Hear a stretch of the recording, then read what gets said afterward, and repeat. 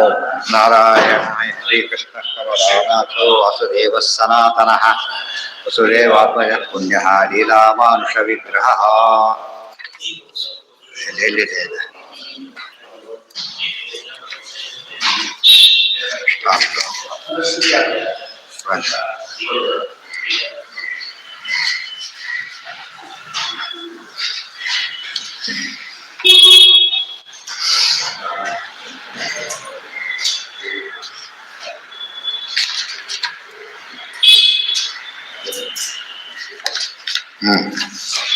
ಶ್ರೀಕೃಷ್ಣ ಕಮಲಾನಾಥೋ ವಾಸುದೇವ ಸನಾತನ ವಸುದೇವಾತ್ಮಜ ಪುಣ್ಯೋ ಲೀಲಾಮಾನುಷ ವಿಗ್ರಹ ಚತುರ್ಭುಜೀವತ್ಸಕೋಸ್ತುಕಧರೋ ಯಶೋದಾ ವತ್ಸಲೋ ಹರಿಃ ಚತುರ್ಭುಜಾತ್ಯ ಚಕ್ರಾಸಿ ಗದಾ ಶಂಖಾದ್ಯುರಾಯುಧಃ ದೇವಕೀನಂದನ ಶ್ರೀಶೋ ನಂದಗೋಪಪ್ರಿಯಾತ್ಮಜಃ ಯಮುನಾ ವೇಗ ಸಂಹಾರಿ ಬಲಭದ್ರ ಪ್ರಿಯಾನುಜಃ ಭೂತನಾ ಜೀವಿತಹರಃ ಶಕಟಾಸುರಭಂಜನಃ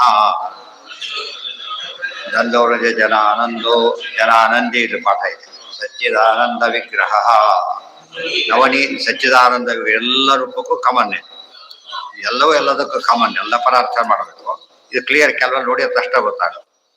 ನವನೀತ ವಿಲಿಪ್ತಾಂಗೋ ನವನೀತ ನಟೋ ಅನಘಃ ನವನೀತ ನವಾಹಾರೋ ಜಗುಂದ ಪ್ರಸಾದ ಕೃತೆ ಷೋಡಶ ಸ್ತ್ರೀ ಸಹಸ್ರೇಶ ವಿಭಂಗೀ ವಸುರಾಕೃತಿ ಶುಕವಾದಮೃತಾಬ್ಧೇಂದು ಗೋವಿಂದೋ ಗೋವಿನಾಂಬರಿ ವತ್ಸಪಾದಹರೋ ಅನಂತಃ ಧೇನುಕಾಸುರ ಭಂಜನಃ ಋಣೀಕೃತ ತೃಣಾವರ್ತೋ ವಿಮಲಾರ್ಜುನ ಭಂಜನಃ ಉತ್ತಾಲ ತಾಲಭೇತ್ತಾ ಚ ತಮಾಲ ಶ್ಯಾಮಲಾಕೃತಿ ಗೋಪಗೋಪೀಶ್ವರೋ ಯೋಗಿ ಸೂರ್ಯ ಸಮಪ್ರಭಃ ವಿಲಾಪತಿ ಪರಂಜ್ಯೋತಿ ಯಾದವೇಂದ್ರೋ ಯದೋದ್ಭಃ ವನಮಾಲಿ ಪೀತವಾಸಾಃ ಪಾರಿಜಾತಾಪಹಾರಕಃ ಗೋವರ್ಧನಾಚರೋದ್ಧರ್ತ ಗೋಪಾಲ ಸರ್ವಪಾಲಕಃ ಅಜೋ ನಿರಂಜನಃ ಕಾಮಜನಕಃ ಕಂಜಲೋಚನಃ ವಸುಃ ಮಧುರಾನಾಥೋ ದ್ವಾರಕಾನಾಯಕೋ ಹರಿ ವೃಂದಾವನಾಂತಃ ಸಂಚಾರಿ ತುಳಸೀನಾಮಭೂಷಣಃ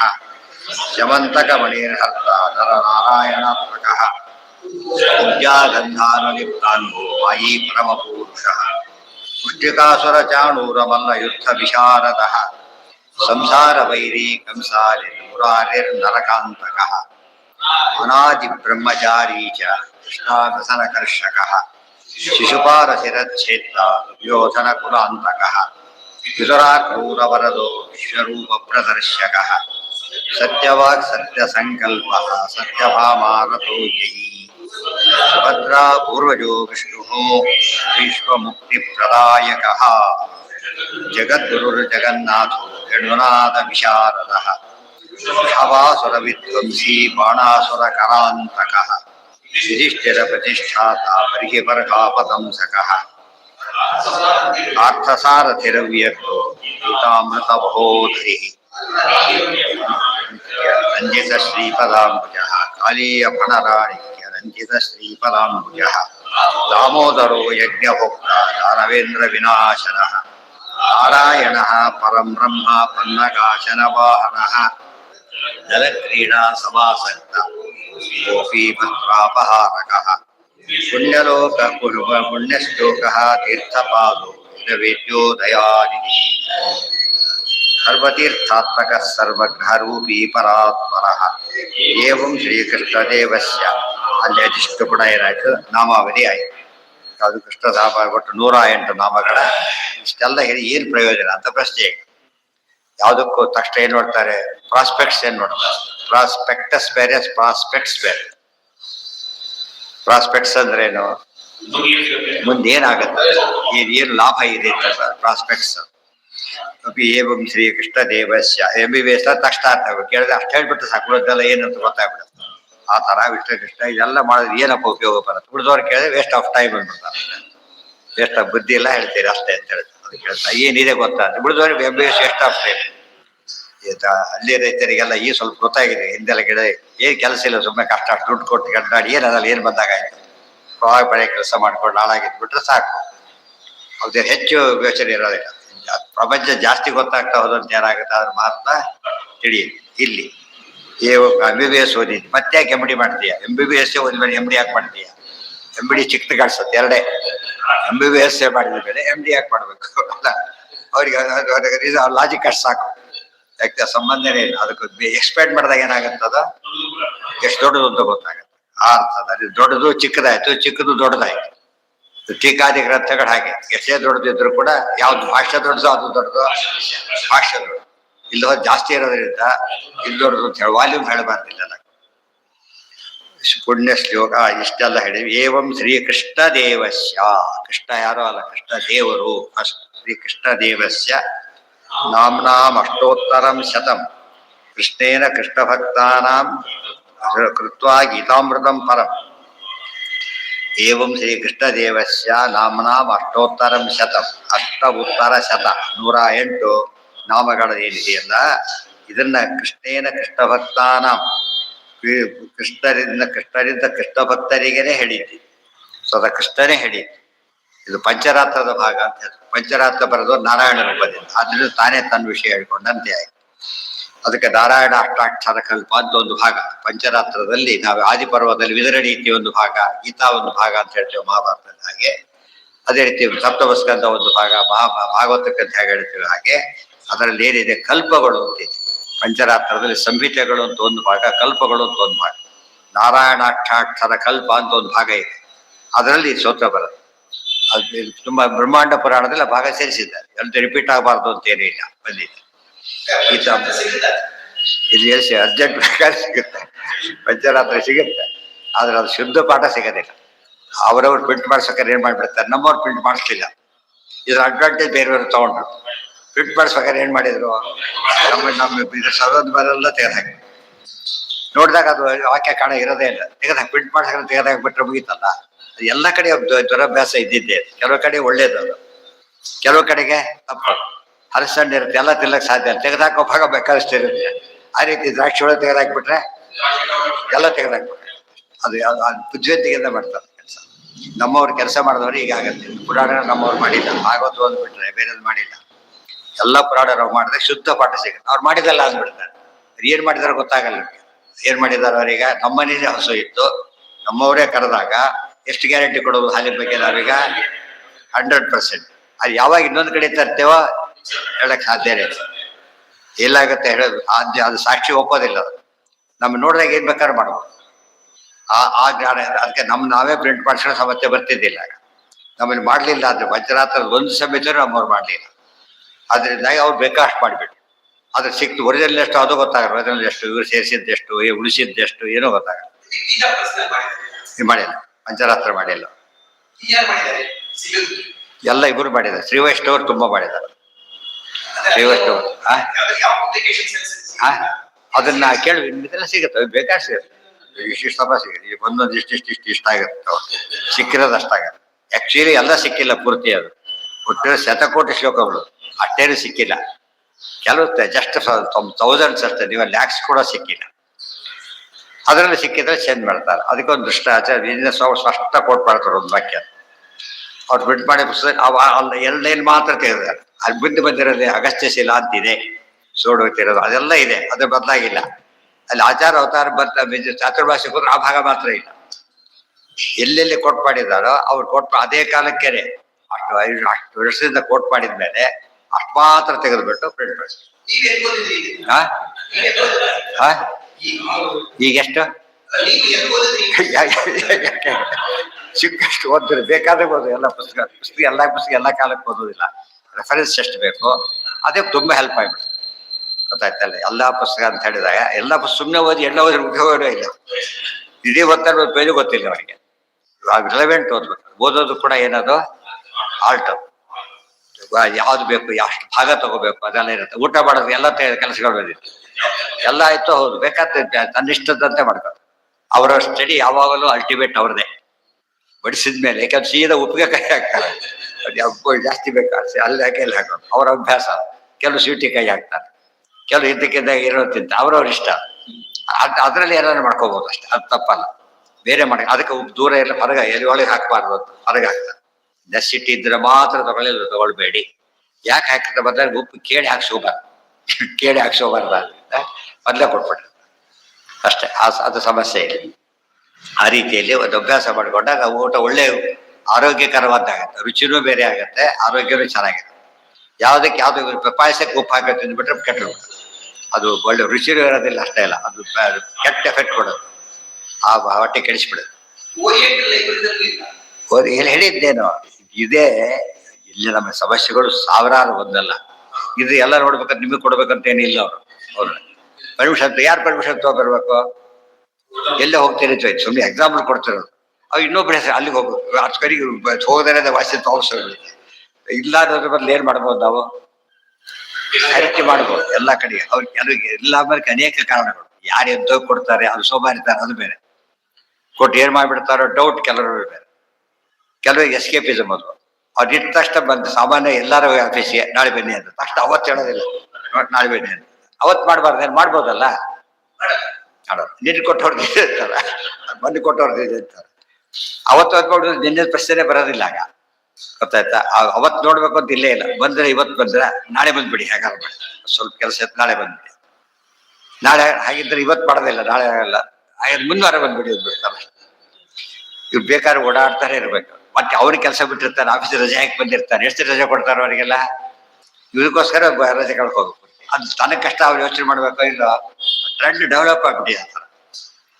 ಅದು ಬಂದಾಗ ಹೋಗ್ಸೋದು ಅಷ್ಟು ಸುಲಭ ಅಲ್ಲ, ಭಾರಿ ಕಷ್ಟ. ಇದು ಪುಸ್ತಕಗಳು ಹಾಗೆ ಎಲ್ಲೇ ಇದ್ರು ಕೂಡ ತಕ್ಷಣ ಸಿಗುತ್ತೆ ಅಂತ ಹೇಳಕ್ಕ ಕೆಲವು ರೀಸನ್ ಇರ್ಬಹುದು, ಕೆಲವು ತಕ್ಷಣ ಕೊಡೋದಕ್ಕಾಗದೇ ಇರಬಹುದು. ಆದ್ರೆ ಎಲ್ಲದಕ್ಕೆ ಹಾಕಿ ಹೇಳ್ಬಾರ್ದು. ಎಲ್ಲದಕ್ಕೆ ಹಾಗೆ ಹೇಳಿದ್ರೆ ಅದು ಟ್ರೆಂಡ್ ಆಗಿದೆ. ಕೆಲವು ಅನಿವಾರ್ಯ ಇರುತ್ತೆ, ಮಂಡಿಗೆ ಮಾಡಿಕರು ಮಾಡೋಕ್ಕಾಗತ್ತಾ? ಕೆಲವು ಈಗಲೇ ಕೊಟ್ಬಿಟ್ಟು ಕೆಲವು ಈಗಲೇ ಕೊಡ್ಲಕ್ಕೆ ಬರೋದಿಲ್ಲ. ಕೆಲವು ಅದು ತಪ್ಪಲ್ಲ, ಅದು ಕೊಡೋದೇ ಇಲ್ಲ ಅಂದ್ರೆ ತಪ್ಪಲ್ಲ. ಅದು ಹೊರಗಾದ ಸಮಸ್ಯೆಗಳು, ಭಾರಿ ಸಮಸ್ಯೆಗಳಲ್ಲ. ಸತ್ಯವಾಗ್ ಸತ್ಯ ಸಂಕಲ್ಪ ಅದೆಲ್ಲ ಆದ್ಮೇಲೆ ಏನಾಗುತ್ತೆ ಇದರಿಂದ? ಸ್ತೋತ್ರಂ ಕೃಷ್ಣ ಪ್ರಿಯತಮ, ಕೃಷ್ಣಗೆ ಅತ್ಯಂತ ಪ್ರೀತಿ. ಪ್ರಿಯ, ಪ್ರಿಯತರ, ಪ್ರಿಯತಮ ಸೂಪರ್ಲೇಟಿವ್. ಪ್ರತಿನಿತ್ಯ ಉಡುಪಿ ಕಡೆ ದಿವಸಕ್ಕೆ ಎಷ್ಟು ಸತ್ಯ ಹೇಳ್ತಾರೆ ಲೆಕ್ಕನೇ ಇಲ್ಲ. ಯಾರ ಮನೆ ಪಾದ ಪೂಜೆಗೆ ಹೋದ್ರು ಪೂರ್ತಿ ಮುಗಿಸೇ ಬಿಡ್ತಾರೆ. ಎಷ್ಟು 3 ನಿಮಿಷ ಬೇಕು, 3 ನಿಮಿಷ ಅಷ್ಟೇ. ತಕ್ಷಣ ಶುರು ಮಾಡಿಬಿಟ್ರೆ ಎಷ್ಟೊತ್ತಾಗುತ್ತೆ ಅಂತ ಯಾರು ಯೋಚನೆ ಮಾಡ್ಬೇಕಾಗಿಲ್ಲ. ಯಾರು ಮುದ್ದೆ ಹೋಗ್ಬಿಟ್ರೆ ಅವ್ರು ಹೋದಲ್ಲಿ ಹೇಳ್ತಾನೆ ಇರ್ತಾರೆ ದಿವಸ.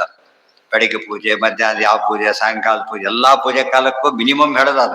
ಎಷ್ಟು ಅರ್ಜೆಂಟ್ ಇದ್ರು ಬಿಡೋದು. ನಮ್ಮಲ್ಲಿ ಕಡಿಮೆ ಅದು ಹೇಳೋದು ಆ ಲೆಕ್ಕದಲ್ಲಿ. ಗೊತ್ತಾಯ್ತಾ? ವಿಷ್ಣು ಸಹಸ್ರನಾಮ ಕಡಿಮೆ, ಅದು ಸಾಮಾನ್ಯ ಅದನ್ನು ಪೂಜಾ ಕಾಲಕ್ಕೆ ಅದನ್ನು ಹೇಳ್ತಾರೆ, ಮಠಗಳಲ್ಲಿ ಹೇಳ್ತಾರೆ, ಇಲ್ಲಿ ಸಾಮಾನ್ಯ ಮನೆಗಳಲ್ಲೂ ಹೇಳ್ತಾರೆ. ಅದು ವಿಶೇಷ. ಸ್ತೋತ್ರಂ ಕೃಷ್ಣ ಪ್ರಿಯತಮಂ ಶ್ರುತಂ ತಸ್ಮಾನ್ ಮಯಾ ಪರಂ, ಅವರಿಂದ ನಾ ಕೇಳ್ಕೊಂಡು ಬಂದಿತ್ತು ಹೇಳೋದು. ಕೃಷ್ಣನಾಮಾಮೃತಂ ನಾಮ ಪರಮಾನಂದ ಕಾರಣ. ಯಾವುದಕ್ಕೆ ಕಾರಣ? ಇದು ಭಾರಿ ಸಂತೋಷ ಕೊಡೋದು. ಪರಮಾನಂದ 2 ವಿಧ. ಒಂದು ಕೇಳಿ ಆನಂದ ಕೊಡೋದು, ಅರ್ಥ ಮಾಡಿ ಆನಂದ ಕೊಡೋದು, ಕೊನೆ ಮುಕ್ತಿ ಪಡೆಯೋದು. ಪರಮಾನಂದ ಸಿಗೋದೆಲ್ಲಿ? ಮುಕ್ತಿಯಲ್ಲಿ ಸಿಗೋದು. ಅಲ್ಲಿಗೂ ಕಾರಣ ಆಗುತ್ತೆ, ಮುಕ್ತಿಗೆ ಪ್ರಾಪ್ತಿಗೆ ಕಾರಣ. ಯಾಕೆ? ಕೃಷ್ಣನ ನೀವು ಕೇಳ್ತಾ ಹೋದಂತೆ ಏನ್ ಬರುತ್ತೆ ಆತ್ನಲ್ಲಿ? ಭಕ್ತಿ ಬರುತ್ತೆ. ಭಕ್ತಿ ಬರ್ತಾ ಹೋದಂತೆ ಹೆಚ್ಚುತ್ತಾ ಹೋಗುತ್ತೆ, ಕೊನೆಗೆ ಮುಕ್ತಿ ಕಾರಣ ಆಗುತ್ತೆ. ಆದ್ರಿಂದ ಮುಂಚೆ ತೊಡಿತ ಸಿಗುತ್ತೆ ಅಲ್ಲ. ಇವ್ರು ಮೆಡಿಕಲ್ ಅಡ್ಮಿಷನ್ ಡಾಕ್ಟರ್ ಆಗಿಬಿಡೋದಿಲ್ಲ ಅವ್ರು. ಗೊತ್ತಾಯ್ತು? ಅದು ಬಂದವ ಡಾಕ್ಟರ್ ಅಂತ ಕರಿಬೇಕಲ್ಲ, ಸುಮ್ಮನೆ ಸಮಾಷೆ ಕರಿಬಹುದು ಅಷ್ಟೇ. ಕೆಲವು ಗೌಣವಾಗಿ ಕರಿಬಹುದು, ಮುಂದೆ ಹಾಗೆ ಆಗ್ತಾನೆ ಬಗ್ಗೆ ಗ್ಯಾರಂಟಿ ಮೇಲೆ ಕರಿಬಹುದು. ಬಟ್ ಆಗೋದು ಯಾವಾಗ? ಎಷ್ಟು ವರ್ಷ ಓದ್ಬೇಕು. ಇವತ್ತು ಲೌಕಿಕ ಎಷ್ಟೋ ನಮ್ಮ ಕೋರ್ಸ್ಗಳು ಅಷ್ಟು ದೀರ್ಘ ಇರ್ಬೇಕಾದ್ರೆ ಶಾಸ್ತ್ರದ್ದು ಭಾರಿ ಬೇಕು. ಬಟ್ ಇದು ವೇಸ್ಟ್ ಆಗೋದಿಲ್ಲ. ಬೀಜ ನಿಧಾನ ಬೆಳೆದು ದೊಡ್ಡ ಮರ ಆಗಿ 100 ವರ್ಷ ಇರುತ್ತಲ್ಲ, ಆಗಿರುತ್ತೆ. ಈತಿ ಬಾಧಾದಿ ದುಃಖಗ್ನಂ ಪರಮಾಯುಷ್ಯವರ್ಧನಂ ದಾನಂ ವ್ರತಂ ತಪಸ್ತೀರ್ಥಂ ಯತ್ಕೃತಂ ತಿಹ ಜನ್ಮನಿ. ಈತಿ ಬಾಧಾದಿ ದುಃಖಗ್ನಂ ಪರಮಾಯುಷ್ಯವರ್ಧನಂ ದಾನಂ ವ್ರತಂ ತಪಸ್ತೀರ್ಥಂ ಯತ್ಕೃತಂ ತು ಇಹ ಜನ್ಮನಿ. ಈತಿ ಬಾಧಾದಿ ಈತಿ ಅಂತ ಒಂದು ಇದದು ದುಷ್ಟ ಶಕ್ತಿ, ಕ್ಷುದ್ರ ಗ್ರಹ ಈತಿ ಅಂತ ಹೇಳಿ ಕೆಟ್ಟ ಪಿಶಾಚಿರ್ತಾವಲ್ಲ, ಹಾಗೆ ಅದಕ್ಕೆ ಏತಿ ಅಂತ ಅವ್ರು ಕರೀತಾರೆ. ಇದನ್ನ ಬೇರೆಯವರು ಹೋಗ್ತಾರೆ. ಆಶ್ಚರ್ಯ ಅಂತ ಕೇಳಿದ್ರೆ ಏತಿ ಎಂಬ ಕಾನ್ಸೆಪ್ಟ್ ಬೇರೆಯವರು ಹೋಗ್ತಾರೆ. ಈತಿ ಎಂಬುದಿಲ್ಲ, ಅವರು ಏತಿ ಅಂತ.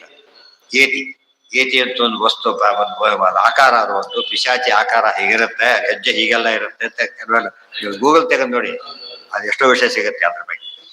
ಈತಿ ಬಾಧೆ, ಅದು ಕ್ಷುದ್ರ ಶಕ್ತಿ ಒಟ್ಟಿನ ಮೇಲೆ. ಅದೇ ಪ್ರಾರಂಭ ಮಾಡಿಕೊಂಡು ಎಲ್ಲ ವಿಧವಾದ ಬಾಧೆಗಳು ಪರಿಹಾರ. ಆಮೇಲೆ ದುಃಖ ಗ್ರಹ, ಶತ್ರುಘ್ನ ಅಂದ್ರೆ ಏನು? ಶತ್ರುಘ್ನ ಅಂದ್ರೆ ಏನು? ಶತ್ರುವನ್ನ ಕೊಲ್ಲೋನು. ದುಃಖವನ್ನ ಪರಿಹಾರ ಮಾಡೋದು. ಪರಮಾಯುಷ್ಯ ವರ್ಧನ, ಆಯುಷ್ಯ ಬೆಳೆಯುತ್ತೆ. ಪರಮಾಯುಷ್ಯ, ಒಳ್ಳೆ ಆಯುಷ್ಯ ಬೆಳೆಯುತ್ತೆ. ಜಗನ್ನಾಥಾಚಾರ್ಯರಿಗೆ 40 ವರ್ಷ ಆಯುಷ್ಯ ಕೊಟ್ಟು ಏನ್ ಬೆಳೀತು ಅವ್ರಿಗಾಗ? ಎಷ್ಟು ಬೆಳೆಸಿದಾರೆ ಅದ ಅಷ್ಟು ಅದ್ಭುತವಾಗಿ ಬೆಳೆಸಿತ್ತು. ಇವತ್ತು ಅವ್ರಿಗೆ ಎಚ್ಚರ ಇತ್ತು, ಇದು ನನ್ನ ಆಯುಷ್ಯ ಅಲ್ಲ, ಯಾರ್ದಿದು? ಅದಕ್ಕೆ ಅವ್ರು ಏನ್ ಕೆಲಸ ಆ ರೀತಿ ಕೆಲಸ ಮಾಡಬೇಕು, ಗೊತ್ತಾಯ್ತಾ? ಮಿಸ್ಯೂಸ್ ಮಾಡಬಾರ್ದು. ಇವತ್ತು ಎಲ್ಲಾರ್ದು ನಮ್ಮ ಆಯುಷ್ಯ ಅಲ್ಲ, ದೇವ್ರು ಕೊಟ್ಟಿರೋ ಆಯುಷ್ಯ ಅಂತ ಯಾರಿಗೂ ಉಪಯೋಗಿಸ್ಬೇಕದನ್ನ? ದೇವ್ರ ಸೇಗೋ ಉಪಯೋಗಿಸ್ಬೇಕು. ಆಫೀಸ್ ಜೀಪನ್ನ ಆಫೀಸ್ ಕೆಲಸಕ್ಕೆ ಆಗ ನಮ್ಮ ಆಯುಷ್ಯ ಅಂತ ಪ್ರತ್ಯೇಕ ಇಲ್ಲ. ಅದಕ್ಕೆ ಕೆಲಸ ಸೇರಿದ ತಕ್ಷಣ ಗೌರ್ಮೆಂಟ್ ಜಾಬ್ ಅದು. ಪ್ರತಿ ನಿಮಿಷನೂ ಯಾವ್ದಕ್ಕೆ ಉಪಯೋಗಿಸ್ಬೇಕು ನಾವೀಗ? ಮನೆಯಲ್ಲಿದ್ದಾಗಲೂ ಕೂಡ ಗೌರ್ಮೆಂಟ್ ಸರ್ವೆಂಟ್, ಮನೆ ಬಂದಿದೆ ಸರ್ವೆಂಟ್ ಅಲ್ಲ ಅಂತ ಹೇಳ್ಬಾರ್ದು. ರಿಟೈರ್ ಆದ್ಮೇಲೂ ಕೂಡ ಉಳಿದರ್ಸಿಯಲ್ಲಿ ನಿರುದ್ಯೋಗಿಗಳು ಕೂಡ ವಶ, ಅವರು ಜಾಸ್ತಿ ವಶ. ಪರಮಾಯುಷ್ಯ, ಅದಕ್ಕೆ ಒಳ್ಳೆ ಆಯುಷ್ಯ ಜಾಸ್ತಿ ಆಗುತ್ತೆ. ಎರಡನೇ, ಎಷ್ಟು ಆಯುಷ್ಯ ಇರುತ್ತೆ ಅದು ಭಯಂಕರ ರೋಗಗಳು. ಅವ್ರಿಗೆ ಹೋದ್ರೆ ವಾಸಿ, ನೋಡಿದವರಿಗೆ ಅಸಹ್ಯ ಬಂದ್ಬಿಡುತ್ತೆ. ಹಾಗಲ್ಲ, ಒಳ್ಳೆ ಆಯುಷ್ಯ. ಅದು ಆಯುಷ್ಯ ಶಬ್ದ, ಆಯು ಅಂದ್ರೆ ಅಯಪಯ ಗತವು, ಜ್ಞಾನ ಅಂತ ಅರ್ಥ. ಜ್ಞಾನ ವೃದ್ಧಿಗೆ ಕಾರಣವಾಗತಕ್ಕಂಥ ಆಯುಷ್ಯ ಬರುತ್ತೆ. ಸುಮ್ಮನೆ ಬದುಕೇನು ಉಪಯೋಗ? ಸಾರ್ಥಕವಾದ ಆಯುಷ್ಯ ಸಿಗ್ತದೆ. ಫಲವಿದು ಬಾಳುವುದಕ್ಕೆ ಅಂತ ಹೇಳ್ತಾರಲ್ಲ. ಅಲ್ಲ, ಇರ್ಲಿ, ಕೊಟ್ಟಿದ್ದ ತಮ್ಮ ಆಯುಷ್ಯ ತಾನೆ. 40 ವರ್ಷ, 70 ವರ್ಷ, 40 ವರ್ಷ ಇದ್ರು ಅಷ್ಟೇ. ಆದ್ರೆ ಎಷ್ಟು ಉಪಯೋಗ ಆಯ್ತದೆ. ಆ ರೀತಿ ಹೇಳಿದ್ದು ವಿಜಯದಾಸರು, ಕೊಟ್ಟಿದ್ದು ಇವರು ಗುರುಗಳು ಅದೇ ನಡೆಸ್ತಾರೆ. ಆಯುಷ್ಯ ಪಡೋದು ನಮ್ಗೆ ಅರ್ಥ ಆಗಲ್ಲ. ಒಂದಿಷ್ಟು ಟೈಮ್ ಕೊಡ್ತೀರಿ ಅಂತೀವಲ್ಲ, ಏನ್ ಕೊಟ್ಟಾಗ ಲೆಕ್ಕಾಗ? ದುರ್ಮಂದವ್ರು ಕೊಟ್ಟರೆ ಆಯುಷ್ಯ ಹೋಯ್ತಲ್ಲ. ಆಗ ಅಷ್ಟ ಆಯುಷ್ಯ ತಾನು ಉಪಯೋಗ ಇಲ್ವಲ್ಲ. ಅದಕ್ಕೆ ಯಾವ್ದಕ್ಕೆ ಉಪಯೋಗಿಸ್ಬೇಕು? ನಮಗೂ ಉಪಯೋಗ, ಅವರಿಗೂ ಉಪಯೋಗ ಆಗಬೇಕು. ಪಾಠ ಪ್ರವಚನ ಒಂದೇ ಅದಕ್ಕಾಗ. ಇವರಿಗೂ ಉಪಯೋಗ, ಕೇಳಿದವರಿಗೂ ಉಪಯೋಗ. ಇನ್ನೆಲ್ಲ ಕೆಲವರಿಗೆ ಅವರಿಗೆ ಬೆನಿಫಿಟ್, ಇವರಿಗೇನು ಇಲ್ಲ. ಇವರಿಗೆ ಬಟ್ ಅವರಿಗೆ ಬೆನಿಫಿಟ್ ಇಲ್ಲ. ಅದು ಬೆನಿಫಿಟ್ ಇದ್ರೆ ನೆಗ್ಲಿಜಿಬಲ್, ಮ್ಯಾಕ್ಸಿಮಮ್ ಬೆನಿಫಿಟ್ ಇಬ್ಬರಿಗೂ. ಅದಕ್ಕೇನೆ ಜ್ಞಾನ ಕಾರ್ಯಕ್ಕಿರೋ ಮಹತ್ವ ಬೇರೆ ಯಾವುದಕ್ಕೂ ಇಲ್ಲ. ದಾನಂ, ವ್ರತಂ, ತಪಃ, ತೀರ್ಥಂ ಯತ್ಕೃತಂತು ಇಹ ಜನ್ಮನಿ ಪಠತಾಂ ಶೃಣ್ವತಾಂ ಚೈವ ಕೋಟಿ ಕೋಟಿ ಗುಣಂ ಭವೆ. ದಾನ ಮಾಡ್ತೀರಿ, ಯಜ್ಞ ತೀರ್ಥ ಮಾಡ್ತೀರಿ, ತಪಸ್ ಮಾಡ್ತೀರಿ, ತೀರ್ಥಯಾತ್ರೆ ಮಾಡ್ತೀರಿ, ಮತ್ತೆ ಏನೇನ್ ಮಾಡಿದ್ದೀರಿ ಜನ್ಮದಲ್ಲಿ, ಅವೆಲ್ಲದಕ್ಕೂ ಕೋಟಿ ಪಟ್ಟು ದೊಡ್ಡದು. ಯಾವುದು? ಅಷ್ಟಾಶತನಾಮ ಸ್ತೋತ್ರ ಅಧ್ಯಯನ, ಶ್ರವಣ, ಪಾರಾಯಣ ಏನೇನು ಮಾಡ್ತಾರೆ ಅದು ತಕ್ಕಂಥ ಅದರಲ್ಲೂ ವೆರೈಟಿ ಇದೆ. ಮತ್ತೆ ಅಲ್ಲ ಒಂದೇ ರೀತಿ ಅಲ್ಲ, ಅದರಲ್ಲೂ ಭಾಗ ಜಾಸ್ತಿ ಇದೆ. ಪಠತಾಂ ಶೃಣ್ವತಾಂ, ಕೆಲವರು ಹೇಳಿದ್ರು ಸಾಕು, ಕೆಲವರು ಕೇಳಿಬಿಟ್ರು ಸಾಕು, ಪುಣ್ಯ ಇದೆ. ಇವತ್ತಾದ್ರು ರೇಡಿಯೋಕ್ಕೆ ಬರೀ ಕೇಳುತ್ತಾರೆ, ರೇಡಿಯೋದಲ್ಲಿ ಏನಿದೆ ಅದನ್ನು ಬರೀ ಕೇಳೋದಷ್ಟೇ. ಇದರಲ್ಲಿ ವಿಡಿಯೋ ರೆಡಿ ಎರಡೂ ಇರುತ್ತೆ ಅಷ್ಟೇ. ಬಟ್ ಇನ್ನೇನಿಲ್ಲ, ಅಷ್ಟೇ ಇರೋದು. ಬಟ್ ಅದು ಯಾವ ಊಟಕ್ಕಿಂತ ಭಾರಿ ಖುಷಿ ಕೊಡುತ್ತೆ.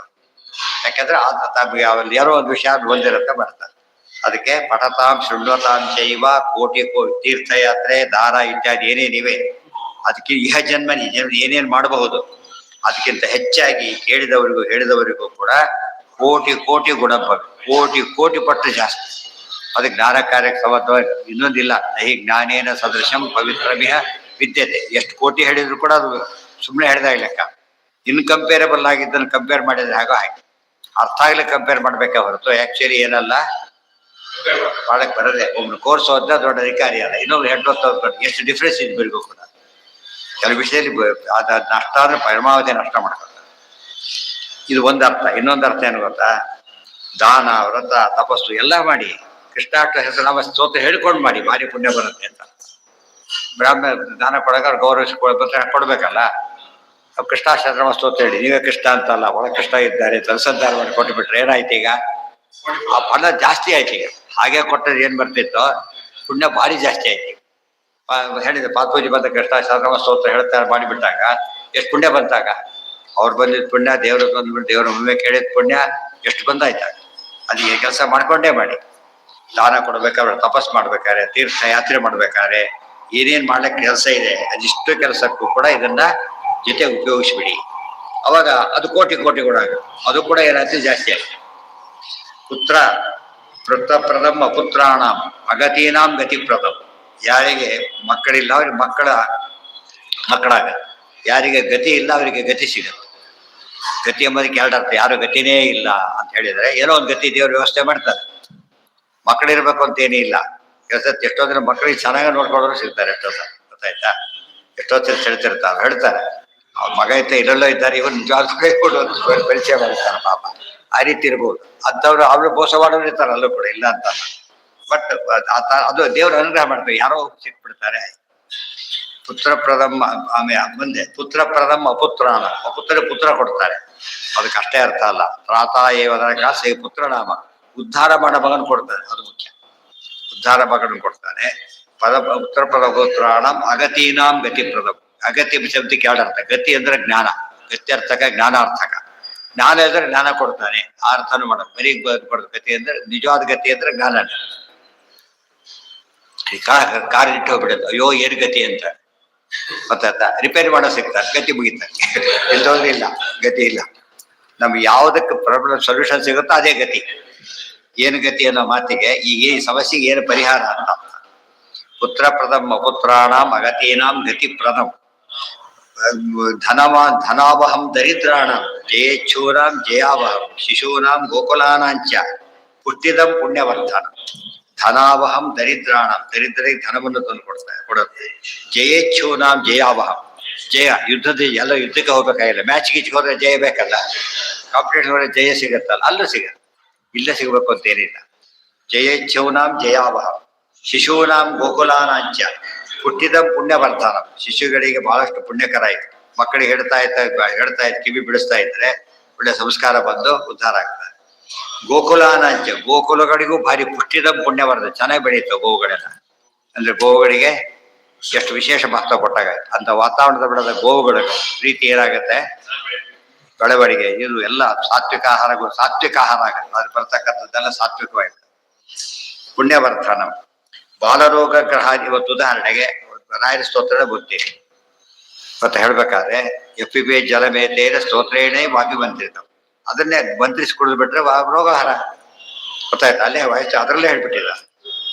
ಎಫ್ಪಿಬಿ ಜಲಮೇತೇನ ಸ್ತೋತ್ರೇಣ ಮಂತ್ರಿಸಿ ಆ ನೀರನ್ನು ಕುಡಿದ್ರೆ ಅದು ಬೇರೆ ಆಯ್ತು. ಈಗ ಬರೀ ನೀರಲ್ಲ ಅದೀಗ, ಗೊತ್ತಾಯ್ತಾ. ಆ ರೀತಿಯಲ್ಲಿ ಇದು ಹೇಳ್ಕೊಂಡು ಕುಡಿದ್ರೆ ವಿಶೇಷವಾಗಿ ಪುಣ್ಯ ವೃದ್ಧಿ ಇತ್ಯಾದಿ ಆಗತ್ತೆ. ಶಿಶುಗಳಿಗೆ ಕುಡಿಸಿದ್ರೆ ಹಾಲು ಕುಡಿಸೋಕ್ಕಿಂತ ಮುಂಚೆ ಅದು ಮುಟ್ಟಿ ಶ್ಲೋಕ ಹೇಳಿಕೊಟ್ಬಿಟ್ರೆ, ಬರೀ ಕೃಷ್ಣ ಅಂತ ಹೇಳಿದ್ರು ಎಷ್ಟೋ ಒಂದು ಬರೀ ಕೊಡೋದಕ್ಕಿಂತ ಎಷ್ಟು ಮಹತ್ವ ಆಗತ್ತ. ದರಿದ್ರಾಣಂ ಜಯೇಚ್ಛೂನಾಂ ಜಯಾವಹ. ದೊಡ್ಡ ದೊಡ್ಡವ್ರು ಯಾತಕ್ಕೆ ಬಂದ್ರೆ ಕೊಟ್ಟು ಉಪಯೋಗ ಆಗುತ್ತೆ ಅಂದ್ರೆ ದೇವ್ರನ್ನ ಮುಟ್ಟಿರ್ತಾರೆ, ಆ ಸಂಸ್ಕಾರ ಇರುತ್ತೆ, ಅದು ಸೇರುತ್ತೆ. ಗೊತ್ತಾಯ್ತಾ. ಆ ರೀತಿಯಿಂದ ಅದಕ್ಕೆ ಪಾವಿತ್ರ್ಯ ಬಂತು. ವಿಶೇಷ ಪಾವಿತ್ರ್ಯ ಬರೋದ್ರಿಂದ ಸುಮ್ಮನೆ ಕೊಡೋದಕ್ಕಿಂತ ಯಾರು ಬೈಕೋತಾರೆ, ಹಾಡು ಕೇಳ್ಕೋತಾರೆ, ಯಾವ್ದೋ ಹಾಡು ಕೇಳ್ಕೊಂಡು ಕೊಟ್ಟರೆ ಆ ಪಾಪರು ಸೇರುತ್ತೆ. ಪುಣ್ಯ ಕೊಡ್ತಾರೆ, ಯಾರೋ ಕೊಟ್ಟರೆ ಪಾಪ ಸಮೇತ ಬಂದಿರುತ್ತೆ. ಆಗ ಬರಬಾರ್ದು.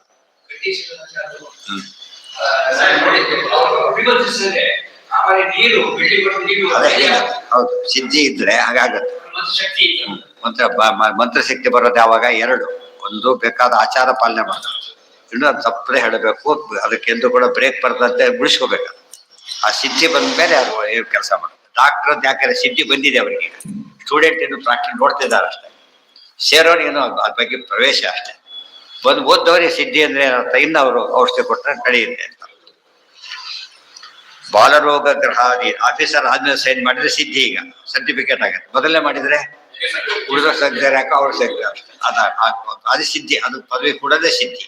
ಕೆಲವು ಅರ್ಥ ಆಗೋದೇ ಸಿದ್ಧಿ, ಕೆಲವು ಜೀರ್ಣ ಆಗೋದು ಸಿದ್ಧಿ. ಊಟ ಮಾಡಿದ ತಕ್ಷಣ ಹೊಗಳ್ಬಾರ್ದು, ಜೀರ್ಣ ಆದ್ಮೇಲೆ ಹೊಗಳ್ಬೇಕಲ್ಲ. ಯಾಕಂದ್ರೆ ಮುಂದೇನಾಗತ್ತೋ ಗೊತ್ತಿಲ್ಲ. ಮತ್ತೆ ಜೀರ್ಣ ನಮ್ಮ ಪ್ರಶಂಸೆ ಇದು ಮಾತಿದೆ ತಕ್ಕ ಎಲ್ಲ ಸಂಸ್ಕೃತ ಮಾತುಗಳೇ. ಜೀರ್ಣ ಆದ್ಮೇಲೆ ಹೇಳ್ಬೇಕು ಹೊರತು ಆಗಲ್ಲ. ಧನಾವಹಂ ದರಿದ್ರಾಣಂ ಜಯೇಚ್ಛೂರಾಂ ಜಯಾವಹಂ ಶಿಶೂನಾಂ ಗೋಕುಲಾನಾಂಚ ಪುಷ್ಟಿದಂ ಪುಣ್ಯವರ್ಧ. ಗೋಕುಲ ಶಬ್ದಕ್ಕೆ ಗೋಕುಲ ಅಂತ ಅಷ್ಟೇ ಅಲ್ಲ, ಪ್ರಾಣಿಗಳ ಯಾವುದೇ ಪ್ರಾಣಿಗೂ ಕೂಡ ಏನಾಗುತ್ತೆ, ಅದರಿಂದ ಒಳ್ಳೇದಾಗತ್ತೆ. ಬಾಲರೋಗ ಗ್ರಹಾದೀನಾಂ ಶಮನಂ ಶಾಂತಿ ಮುಕ್ತಿದ. ಬಾಲರೋಗ ಮದುವೆಯಲ್ಲಿ ಬಂತಲ್ಲ, ಅಟ್ಯಾಕ್ ಮಾಡ್ಲಿಕ್ಕೆ ಬಂತಲ್ಲ, ಆದ್ರಿಂದ ಬಾಲರೋಗ ಗ್ರಹಾದೀನ, ಬಾಲಗ್ರಹ ರೋಗ ಬರ್ತಕ್ಕಂಥದ್ದು, ಗ್ರಹ ದೋಷಗಳು, ಆ ಕಾಟ ಈ ಕಾಟ ಅದು ಬರುತ್ತೆ. ಅದೆಲ್ಲ ಅಷ್ಟಮಶರಿ ಇತ್ಯಾದಿಗಳು ಇವೆಲ್ಲ ಪರಿಹಾರ ಆಗುತ್ತೆ. ಶಮನಂ ಶಾಂತಿ ಮುಕ್ತಿದಂ. ಮನಸ್ಸಿಗೆ ಶಾಂತಿ ಕೊಡುತ್ತೆ, ಮುಂದೆ ಮುಕ್ತಿ ಕೊಡುತ್ತೆ. ಇಲ್ಲಿ ಶಾಂತಿ, ಅಲ್ಲಿ ಮುಕ್ತಿ. ಸಮಸ್ತ ಕಾಮದಂ ಸದ್ಯ. ಇದೊಂದು ಜಾತಕ್ಕೆ ಏನ್ ಕೇಳಿದ್ರು ಕೊಡುತ್ತೆ. ಆಯ್ತಾ. ಇದರಲ್ಲಿ ಎಲ್ಲ ಸ್ತೋತ್ರ ಕೆಳಗೆ ಬರೋದಿಲ್ಲ. ಮತ್ತೆ ಅದು ಸ್ತೋತ್ರ ನೋಡ್ಕೊಂಡು ಏನ್ ಹೇಳ್ಬೇಕು ಅದಕ್ಕೆ ಫಲ. ಹಾಗೆಲ್ಲ ಸುಮ್ಮನೆ ಹೇಳಿದ್ರೆ ಸುಳ್ಳು ಹೇಳ್ತಾರೆ ಅಂತ. ಕೋಟಿ ಜನ್ಮಾಘ ನಾಶನ, ಕೋಟಿ ಜನ್ಮಗಳ ಪಾಪ ನಾಶ ಆಗುತ್ತೆ. ಕೋಟಿ ಜನ್ಮಗಳ ನಾಶ ಪಾಪ ಆಗತ್ತೆ ಅಂದ್ರೆ ಒಂದೇ, ಸರ್ವ ಪಾಪ ನಾಶ ಆಗತ್ತೆ. ಸರ್ವ ಪಾಪ ನಾಶ ಆಗೋದು ಯಾರಿಗೆ? ಅಂದ್ರೆ ಅಪರೋಕ್ಷ ಜ್ಞಾನ ಬರುತ್ತೆ ಅಂತ ಅರ್ಥ. ಗೊತ್ತಾಯ್ತಾ? ಮುಂದೆ ಮುಕ್ತಿಗೆ ಗ್ಯಾರಂಟಿ ಅಶೂರ್. ಸರ್ವ ಪಾಪ ಕ್ಷಯ ಆಗತ್ತೆ ಅಂತ ಹೇಳಿದ ತಕ್ಷಣ ಬೇರೆ ಯಾರಿಗೂ ಅಪ್ಲೈ ಆಗಲ್ಲ. ಯಾರಿಗದು? ದೇವರಿಗೆ ಯಾರಿಗೂ ಆ ಸರ್ವ ಪಾಪ ಕ್ಷಯ ಮಾಡೋ ಶಕ್ತಿ ಇಲ್ಲ. ಅಂತೆ ಕೃಷ್ಣ ಸ್ಮರಣದ ಇನ್ನೂ ದೊಡ್ಡದು.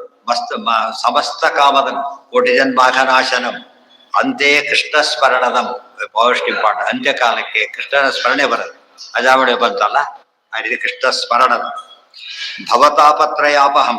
ಸಂಸಾರದ ಎಷ್ಟೋ ತಾಪತ್ರಯ ಇರುತ್ತಲ್ಲ, ಆದಿದೇವಿಕ ಆಧ್ಯಾತ್ಮಿಕ ಆದಿಭೂತ ಎಲ್ಲಾ ತಾಪಗಳು ಪರಿಹಾರ ಆಗುತ್ತೆ. ಈ ಶ್ಲೋಕ ಹೇಳಬೇಕು ಮತ್ತೆ. ಕೃಷ್ಣಾಯ ಯಾದವೇಂದ್ರಾಯ ಜ್ಞಾನಮುದ್ರಾಯ ಯೋಗಿನೇ ನಾಥಾಯ ರುಕ್ಮಿಣೀಶಾಯ ನಮೋ ವೇದಾಂತ ವೇದಿನೇ. ಕೃಷ್ಣಾಯ ಯಾದವೇಂದ್ರಾಯ ಜ್ಞಾನಮುದ್ರಾಯ ಯೋಗಿನೇ ನಾಥಾಯ ರುಕ್ಮಿಣೀಶಾಯ ನಮೋ ವೇದಾಂತ ವೇದಿನೇ. ಈ ಶ್ಲೋಕ ಇಲ್ಯಾಕೆ ಬಂತು ಅಂತ ಪ್ರಶ್ನೆ. ಕೃಷ್ಣ ಸಹಸ್ರನಾಮ ಸ್ತೋತ್ರ ಒಂದು ಮಂತ್ರ ಇದೆ, ಇದು ಮಂತ್ರ ಇದೆ. ಮಂತ್ರಕ್ಕೆ ನೋಡೋದೇನ್ರಿ, ನಮಗೆಲ್ಲ ಅಂತ ಅಭ್ಯಾಸ ಇರೋದಿಲ್ಲ. ಮಂತ್ರ ಬಂದಾಗ ಏನಿರಬೇಕು? ನಾರಾಯಣಾಯ ಇರಬೇಕು, ಕೃಷ್ಣಾಯ ನಮಃ, ರಾಮಾಯ ನಮಃ ಅಂತ ತಿಳ್ಕೊಂಡಿದೆ. ಇಡೀ ಶ್ಲೋಕನೇ ಮಂತ್ರ. ನರಸಿಂಹ ಮಂತ್ರ ಇದೆ, ಇಡೀ ಶ್ಲೋಕನೇ ಮಂತ್ರ. ಅರ್ಥ ಆಯ್ತಾ? ಅಂಗನ್ಯಾಸ ಕರನ್ಯಾಸ ಅದರಲ್ಲೇ ಮಾಡ್ಬೇಕು. ಭೂರ್ಭುವಸ್ವ ಮಂತ್ರ ಅದೇನದು? ಆಯಾಗೆ ಏನಿಲ್ಲ ನೋಡಿ. ಗೊತ್ತಾಯ್ತಾ? ಭೂರ್ಭುವಸ್ವ ಅಂತ ಹೇಳ್ಬೇಕಾದ್ರೆ ಏನಿಲ್ದೇನೆ ಏನಾಗಿ ಮಂತ್ರ ಆಗಿದೆ ಇಲ್ಲೋ, ಇಡೀ ಶ್ಲೋಕನೇ ಮಂತ್ರ. ಅವ್ರ ಛಂದಸ್ಸು ಗಾಯತ್ರಿ ಛಂದಸ್ಸು ಅಂತ ಹೇಳಾಗಿಲ್ಲ. ಏನ್ ಹೇಳ್ಬೇಕು ಇದಕ್ಕೆ? ಅನುಷ್ಠುಪ್ ಛಂದಸ್ಸು.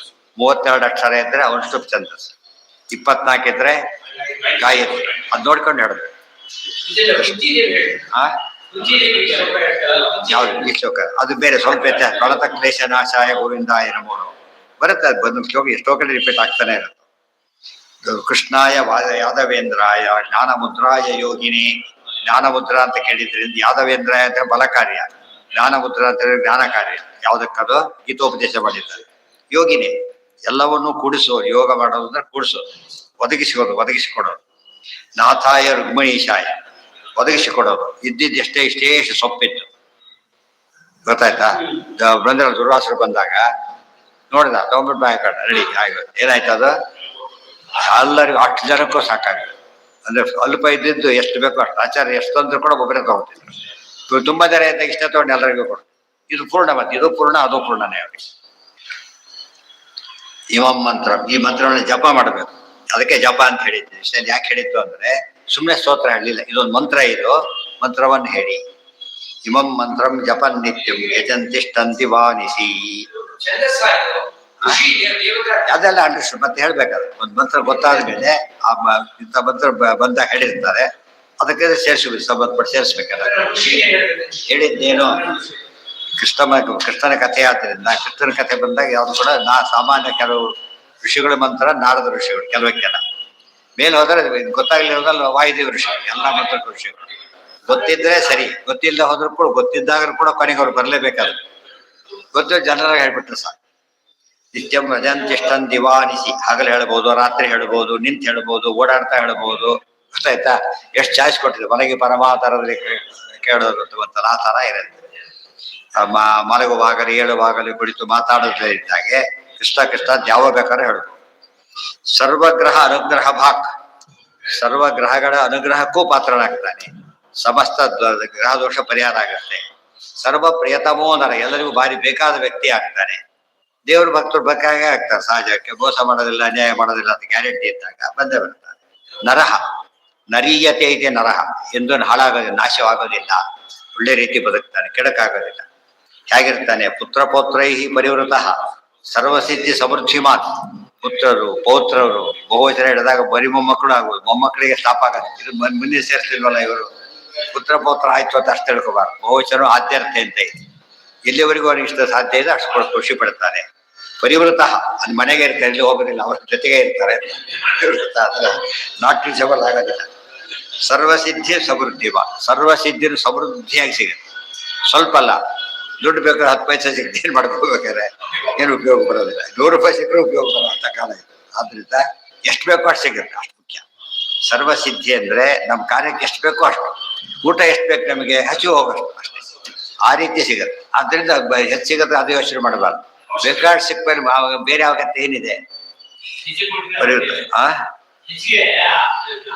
ಮತ್ತೆ ಬ್ಯಾಂಕ್ ಇಡೋದು, ಅಲ್ಲಿ ಇಡೋದು, ಏನೋ ಮಾಡೋದು, ಬ್ಯಾಂಕ್ ಬಳಿಗೆ ಹೋಗೋದು, ಅದಕ್ಕೆ ಹಾರ್ಟ್ ಅಟ್ಯಾಕ್ ಆಗೋದು ಇವರಿಗೆ. ಅದ್ಯಾವುದು ತಪ್ಪು.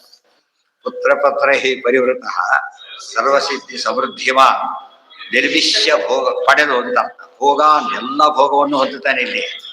ಅಂತೇಪಿ ಕೃಷ್ಣ ಸಾಯುಜ್ಯ ಕೊನೆ ಕೃಷ್ಣನ ಹತ್ರ ಸಾಯುಜ್ಯ ಮೋಕ್ಷದ ಹೈಯೆಸ್ಟ್ ಮೋಕ್ಷ ಸಾಯುಜ್ಯ. ಸಾಮೀಪ್ಯ ಸಾರ್ವಕ್ಕೆ ಒಂದೊಂದು ಮೇಲಕ್ಕೆ ಹೋಗ್ತಾವ, ಅಲ್ಲೂ ತಾರತಮ್ಯ ಇದೆ.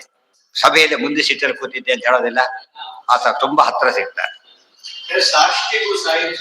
ಸಾಷ್ಟ್ಯ ಎಂಬ ಸರ್ವಾಂಗ ಸಾಯುಜ್ಯ, ಇದು ಒಂದಂಗ ಸಾಯುಜ್ಯ ಆದ್ರೆ ಸಾಯುಜ್ಯ, ಏಕಾಂಗ ಸಾಯುಜ್ಯ. ಇವರಿಗೆ ಸರ್ವಾಂಗಕ್ಕೆ ಪ್ರಣಸಿ ಬಸ್ಯ ಚಕಾರ ಭಕ್ತ. ವಾಯುದೇವರಿಗೆ ಬ್ರಹ್ಮದೇವರಿಗೆ ಏನ್ ಸಿಗುತ್ತೆ? ಸರ್ವಾಂಗ ಸಾಯುಜ್ಯ. ಮನೆ ಬರ್ತಾರೆ, ಹಾಲಲ್ಲಿ ಕೊಡ್ಬೋದು ಅಷ್ಟೇ, ಒಳಬರಾಗಿಲ್ಲ. ಇವ್ರ ಮನೆಯೆಲ್ಲ ಓಡಾಡ್ತಾರಲ್ಲ ಆ ತರ ತುಂಬಾ ಕ್ಲೋಸ್. ಸರ್ವಾಂಗ ಸಾಯುಜ್ಯ, ಅದಕ್ಕೆ ಸಾರ್ಷ್ಟಿ ಅಂತ ಕರೀತಾರೆ. ಕೆಲವರೆಲ್ಲ ಹೇಳ್ತಾರೆ ಸುಳ್ಳು ಇಲ್ಲ ಅಂತ ಯಾರೋ ಬರೆದು ಬಿಟ್ಟಿದ್ದಾರೆ. ನಮ್ಮವರೇ ಭಾಗವತಲ್ಲೇ ಬರುತ್ತೆ ಸಾಲ್ಟಿ ರೂಪ, ಆಚಾರ್ಯ ಉಪಯೋಗಿಸ್ತಾರೆ ಪದ. ಅಂತ ಓದಿಲ್ದಾರ ಇಲ್ಲ ಅಂತ ಹೇಳ್ಬಿಡೋದು. ನಾವು ಎಲ್ಲ ಓದಿದ್ದೀವಿ ತಿರುಗಿ ಗ್ಯಾರಂಟಿ. ಫಸ್ಟ್ ಓದಿದ ನೆನಪಿ ಬರ್ಬೇಕಲ್ಲ, ಅದು ಬೇರೆ. ಸುಮ್ಮನೆ ಹೇಳ್ಬಾರ್ದು. ಯಾವ್ದು ಪ್ರಮಿತ ಹರಿದಾಸ ಹಾಡಲ್ಲಿ ಅಪ್ರಾಮಾಣಿಕ ಬರೆಯೋದಿಲ್ಲ ಅವ್ರು. ಹಿಂದಿನ ದಾಸರೆಲ್ಲ ಒಳ್ಳೆ ಜ್ಞಾನಿಗಳು. ಪುತ್ರ ಪೌತ್ರೈ ಪರಿವೃತ ಸರ್ವಸಿದ್ಧಿ ಸಮೃದ್ಧಿಮಾನ್ ನಿರ್ವಿಶ್ಯ ಭೋಗಾನ್ ಅಂತೇಪಿ ಕೃಷ್ಣ ಸಾಯುಜ್ಯ ಮುಕ್ತಿಗೂ ಆಯ್ತು. ಇಲ್ಲೂ ಇದುಟ್ಟು ಅಲ್ಲೂ ಈಗ ಅಮೂತ್ರ. ಈ ಲೋಕದಲ್ಲಿ ಪರಲೋಕ ಎಲ್ಲಾ ಕಡೆಗೆ ಒಳ್ಳೇದಾಗುತ್ತೆ. ಎಷ್ಟು 3 ನಿಮಿಷ ಹೇಳೋದಕ್ಕೆ ಎಷ್ಟು ಬೇಕು? ನೀವು ವ್ಯಾಕ್ಸಿನ್ ಎಷ್ಟೊತ್ತು ತಗೋತಾರೆ? ಗಂಟೆ ತಗೋತಾರೆ. ಕೆಲವರು ಮತ್ತೆ ಗೊತ್ತೂಡಾಗಲ್ಲ, ಅಷ್ಟು ಫೈನ ಕೊಟ್ಟಿರ್ತಾರೆ. ಎಷ್ಟೊತ್ತು ಕೊಡುತ್ತೆ ಅದನ್ನ ನೋಡಿದಾಗ ನಮಗೆ ಏನೇ ಹೇಳ್ಬಿಡ್ತಾರೆ ಆಗತ್ತೆ ಅಂದ್ರೆ, ಅಲ್ಲಿ ಆಗುತ್ತಾ ಇಲ್ಲ ನಿಮಗೀಗ? ಆಗಿದೆಯಾ ಇಲ್ವಾ? ಆಗಿದೆ. ಇಲ್ಲ ಆಗಿದೆ. ಕೆಲವು ವ್ಯಾಕ್ಸಿನ್ ರಿಪೀಟ್ ಮಾಡ್ಬೇಕು, ಕೆಲವೊಂದು ಮಾಡ್ಬೇಕಾಗಿಲ್ಲ. ಕೆಲವೆಲ್ಲ 5 ವರ್ಷ ಬಿಟ್ಟು ತಗೊಳ್ಳಿ, ಮತ್ತೆ 10 ವರ್ಷ ಬಿಟ್ಟು ತಗೊಳ್ಳಿ ಅಂತ ಹೇಳ್ತಾರೆ. ಕೆಲವೊಂದು ರಿಪೀಟ್ ಮಾಡ್ಬೇಕಾಗಿಲ್ಲ. ಅಂಥದ್ದಿವೆಲ್ಲ ಪೋಲಿಯೋ ಗಿಲಿಯೋ ಎಲ್ಲ ಆಮೇಲೆ ಮತ್ತೆ ತಗೋಬೇಕಾಗಿತ್ತು. ಜನ್ಮ ಪೂರ್ತಿ ಬರುತ್ತೆ. ಹೊಂದಿ ಅಂತ ಪಡೆದ ಎಲ್ಲವನ್ನು ಪಡೆದ್ಬಿಟ್ಟು ಪ್ರವಿಶ್ಯ ನಿರ್ವಿಶ್ಯ ಪದಗಳವೆ. ನಿತರಾಮ್ ವೈಶ್ಯ ಅಂದ್ರೆ ಹೊಂದೋನಾಗಿ ಅಂತ. ಧಾತು ನಾಮ ಅನೇಕ ಅರ್ಥತ್ವ. ಧಾತುಗಳಿಗೆ ಅನೇಕ ಅರ್ಥ ಇರೋದ್ರಿಂದ ಸಂಬಂಧಪಡ ಅರ್ಥ ತಗೋಬಹುದು. ಅತ್ಯುದ್ರಿಕ್ತ ವಿದೋಷ ಅದು ಮುಗಿತೀಗ ಅಷ್ಟ.